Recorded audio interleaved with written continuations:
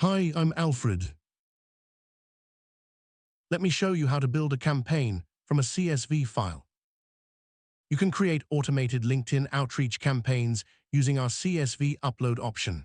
This allows you to add leads by uploading a CSV file with LinkedIn profiles of your target audience. When creating a LinkedIn campaign, simply select the CSV upload method. Once you've put together your CSV list of leads, you can upload the file to the screen we see here.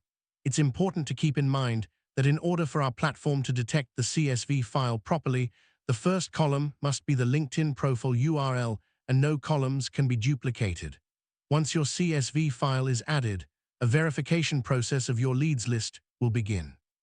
The next step is to create your campaign sequence by adding different steps that you wish to automate. You can choose from engagement steps, connection requests, and LinkedIn messages. All of your messages are fully customizable and you can personalize them through different values or by using templates. You can also modify the days or hours that you'd like to wait before triggering the next step. Once you're done, go ahead and click on Next and give your campaign a name.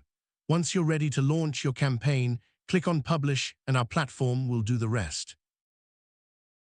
I'm Alfred. I look forward to helping you again.